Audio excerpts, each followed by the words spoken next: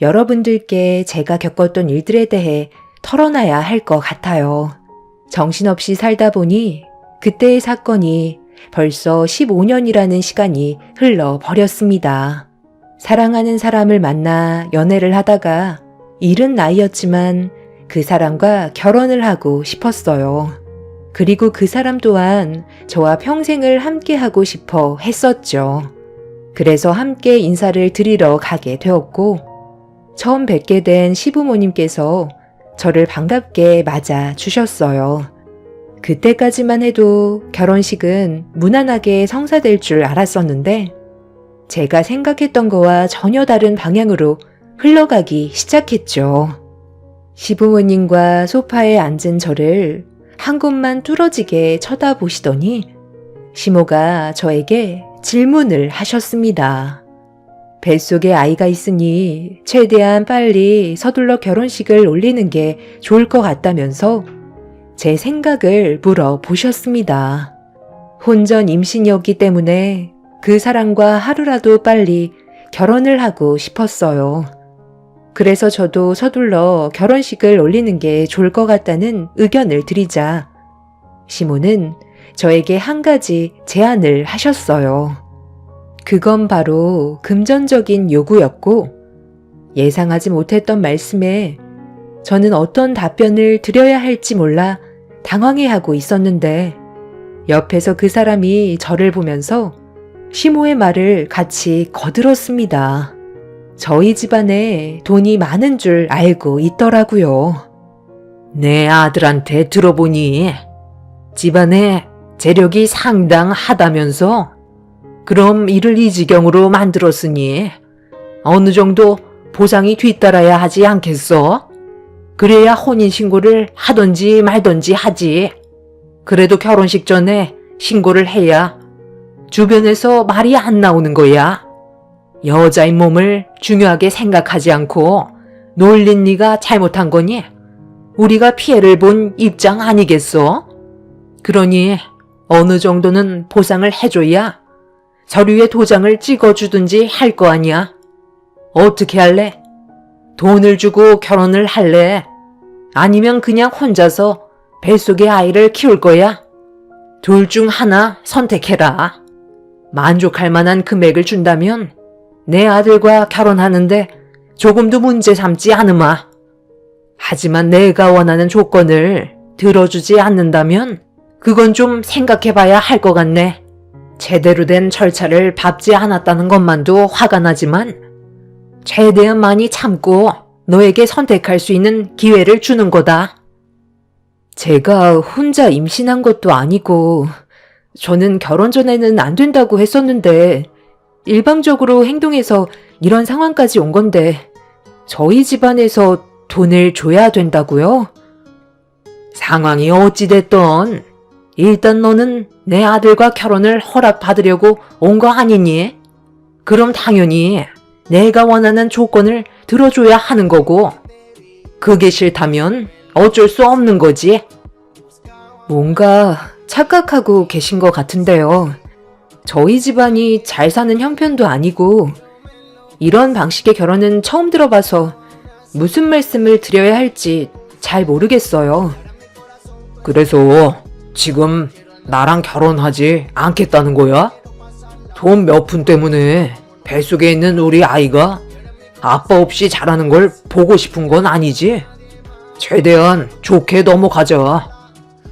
한 1억 정도면 될 것 같은데 어떻게 생각하니?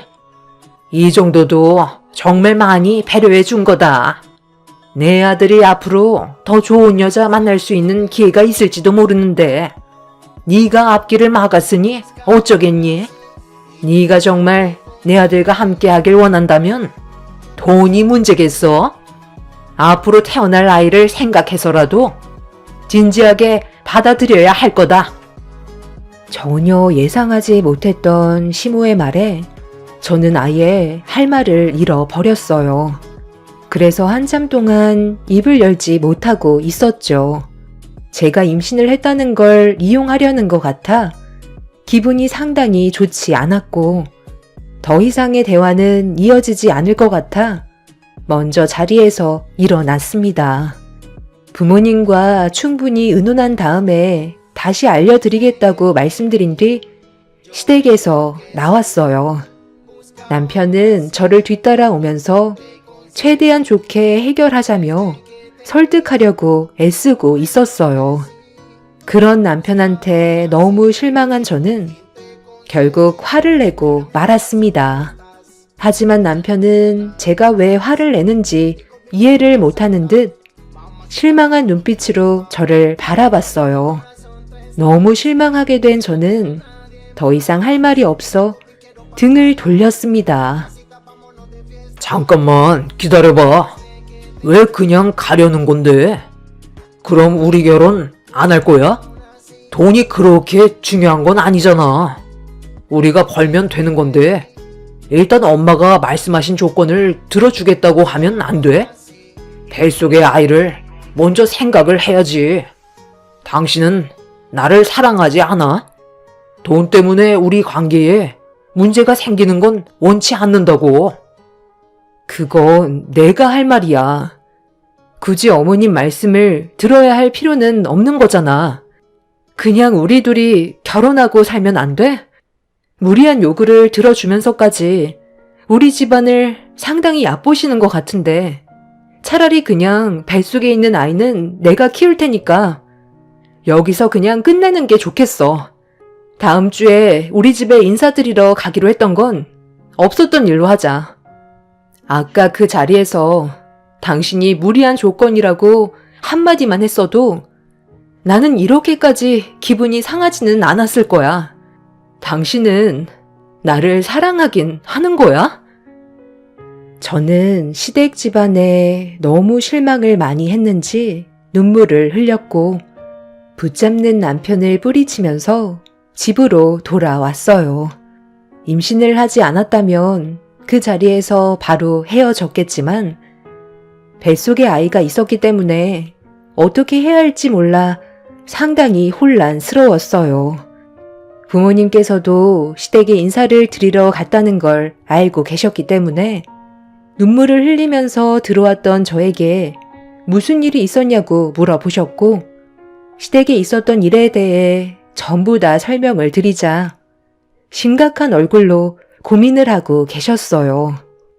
부모님께서는 예정대로 그 사람과 대화를 원하셨고 저는 약속대로 돌아오는 주말에 저희 부모님께 그 사람을 인사시켜 드렸어요. 한참 동안 대화를 풀어가신 부모님께서는 좋게 해결하길 원하셨죠. 그리고 시부모님과의 만남도 원하고 계셨습니다. 뱃속의 아이는 저만의 책임이 아닌 그 사람에게도 책임이 있었기 때문에 누구의 잘못이 먼저라고 말을 할 수 없는 상황이었죠. 그렇게 부모님께서는 엉켜있는 실타래를 풀기 위해 상견례 자리를 만들게 되셨습니다. 약속된 날짜에 양가 집안이 모두 모이게 되었고 가라앉은 분위기 속에서 아빠가 대화를 주도해 나가셨어요. 그리고 제가 시댁에 인사를 드리러 갔을 때와 다르게 시모는 제대로 된 말 한마디 못하시고 아빠의 말에 입을 굳게 닫으셨어요. 저만 시댁에 인사를 드리러 갔을 때와 다르게 시모는 전혀 아빠의 말에 반박 못하셨죠. 결국 돈 얘기는 없던 걸로 되었고 저희는 예정대로 결혼식을 올리게 되었어요. 시모의 표정은 안 좋았지만 저는 크게 신경 쓰지 않았습니다. 그렇게 결혼식까지 모두 끝이 나고 한동안 일이 바빴던 남편이 시간을 내지 못해 혼인신고를 바로 하지 못하고 있었어요. 원래 결혼식 전에 혼인신고를 하려고 했었는데 남편이 너무 일정이 바빠서 결혼식이 끝나고 혼인신고를 하기로 결정하게 되었었죠. 며칠이 지나고 오후에 시간을 비울 수 있다는 남편의 말에 혼인신고를 하기 위해 외출 준비를 하고 기다리고 있는데 약속된 시간이 되어서도 남편이 집에 오지 않더라고요. 무슨 일이 생겼는지 전화도 받지 않길래 걱정을 하고 있는데 시모에게 갑자기 전화가 왔어요. 그리고 상상하지 못했던 충격적인 한마디를 듣게 되었고 서둘러 시모가 알려주신 장소로 택시를 타고 출발했어요. 가는 동안 온몸이 떨려왔고 믿을 수 없는 현실에 결국 울음을 터뜨리고 말았습니다. 남편의 차가 다리 밑으로 떨어졌는데 탈출을 하려다가 급류에 휩쓸려 떠내려갔다는 말을 듣게 되었고 현재 실종 중이라는 충격적인 말씀을 하셨어요.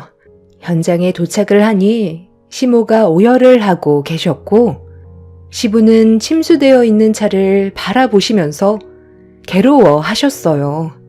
어떻게 된 상황인지 시모에게 여쭤보는 순간 비틀거리시며 몸을 일으키시더니 갑자기 제 머리채를 잡으시곤 사정없이 흔들어 대셨어요. 이 모든 일들이 전부 저로 인해 시작된 거라면서 저도 같이 그 사람을 뒤따라가라고 밀어붙이셨어요. 주변 사람들이 말려서 큰 사고는 면할 수 있었지만 시모는 이미 이성을 잃은 상태셨죠. 사고가 나기 전에 시모와 남편이 통화를 했었는데 본인 신고를 하려고 없는 시간 빼서 가는 거라 서둘러 움직이려다가 사고가 나게 된 거라면서 제가 재촉하는 바람에 벌어진 일이라고 화를 내셨어요.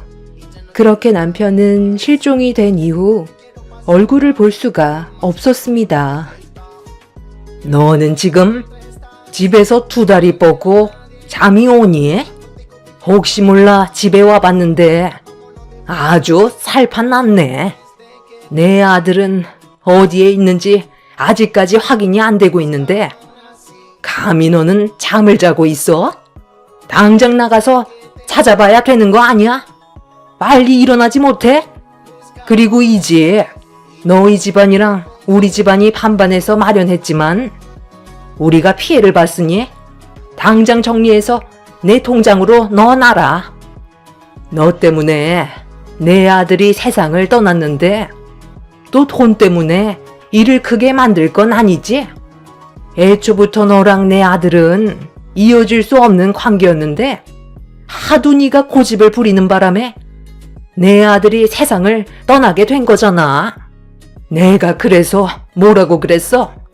돈 주기 싫으면 너 혼자 살라고 했는데 끝까지 밀어붙여서 결국 내 아들이 세상을 떠나게 된 거 아니야. 그런데도 조금의 죄책감도 없는 거니? 이번 달 내로 이 집 당장 처분하거라. 어머님, 뭔가 오해가 있으신 것 같은데요.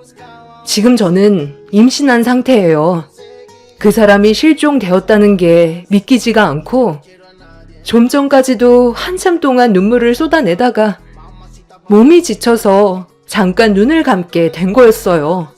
혼자의 몸이 아니다 보니까 제 의지대로 몸이 움직여지지 않아요. 제가 혼인신고를 서둘러 하길 원했던 이유는 이제 몇 달 뒤면 뱃속에 그 사람 아이가 태어나는데 그 전에 법적인 절차를 모두 끝내고 싶어서 얘기했던 것 뿐이지 그 사람 일에 방해가 될 정도로 재촉하지는 않았어요. 저는 아직까지 그 사람이 떠났다고 믿고 싶지 않을 만큼 현실을 부정하고 있다고요. 그래서 아직까지 이 집을 처분할 마음은 없어요. 시모는 대화가 통하지 않는다면서 최대한 빠른 시일 내에 집을 처분하지 않으면 가만두지 않겠다는 말을 남기시곤 다시 집으로 돌아가셨어요. 저는 부모님의 도움을 받아 부동산에 집을 내놓게 되었고 그렇게 남편과 함께 했던 모든 것들을 하나하나 정리해 나가면서 마음을 내려놓았어요. 시간이 지날수록 남편이 다시 제 곁으로 돌아올 수 없다는 확신이 커지고 있었죠. 그런데 어느 날 시모가 남편의 장례를 진행한다는 소식을 듣게 되면서 급하게 시댁으로 향했어요. 네가 여긴 어쩐 일이냐? 집도 처분했고 서로 얼굴 볼 일이 더는 없는데 왜 우리 집에 찾아온 거야? 나는 할 말 없으니까 2번 다시 안 봤으면 좋겠다. 어머님, 실종된 그 사람 찾았다면서요. 그래서 장례식 진행하신다는데 저도 옆자리를 지켜야 하지 않겠어요? 제가 그 사람 배우자인데 그건 당연한 거라고요. 네가 내 아들 얼굴을 보겠다고? 나는 그렇게 해줄 수가 없는데 이거 어쩌니? 너 때문에 내 아들이 세상을 떠났다는 걸 금세 잊은 거니? 지금 상당히 많이 참고 있으니까 좋은 말 할 때 그만 돌아가거라. 나는 절대로 내 아들이 안치되어 있는 장례식장을 알려주지 않을 거다. 내 앞에서 울어봤자 소용없다니까. 어차피 너희는 혼인신고도 하지 않았으니 법적으로 아무 관계도 아니잖아. 생각해보니 그 뱃속에 있는 아이가 내 아들의 자식일지 아닐지 그것도 나는 의심스럽다. 어머님, 어떻게 말을 그렇게 하세요? 법적으로 혼인신고를 못했던 것 뿐이지 저희는 결혼식까지 전부 다 진행을 했었다고요. 그리고 뱃속에 있는 이 아이는 그 사람의 아이가 분명히 맞다고요. 그러니 장례식장에 같이 좀 가주세요. 제가 그 자리를 지켜줘야 되는 건 당연한 건데 저에게 안 좋은 감정을 가지고 계신다고 일방적으로 행동하시는 건 너무하다고 생각해요. 그러니 제발 저도 장례식장에 데려가 주세요. 마지막으로 가는 길 함께 해주고 싶어요. 부탁 좀 드릴게요. 시모는 제 말을 조금도 들어주려 하지 않았어요. 임신한 제 몸을 밀친 뒤 문을 굳게 닫으셨고 한참을 기다려도 시모는 집에서 나오지 않으셨습니다. 저는 나오실 때까지 집 앞에서 기다리고 있었지만 저녁 시간이 되어서까지 시모는 집 밖으로 나오지 않으셨고 결국 저는 남편의 장례식장에 갈 수가 없었습니다. 그래도 사랑하는 사람이었는데 장례식장을 가지 못했던 게 너무 마음이 아파서 다시 시댁으로 향했어요. 납골당이라도 알아야 될 것 같아 시댁에 도착했는데 몇 명의 사람들이 시댁에서 짐을 빼고 있었고 시모가 정신없이 일꾼들에게 지시를 내리고 있었습니다. 저는 급하게 시모에게 다가가 납골당의 위치라도 알려달라며 부탁을 드렸어요. 너 상당히 끈질기구나. 내가 저번에 분명히 경고했을 텐데 한 번만 더 내 앞에 나타나면 가만두지 않겠다고 하지 않았니? 너한테 뭐하러 내 아들 납골당을 알려줘야 하는 건데 지금 이사 준비로 정신 없으니까 방해하지 말고 그만 돌아가라. 계속 좋게 얘기하니까 어른이 하는 말이 우스운 거야?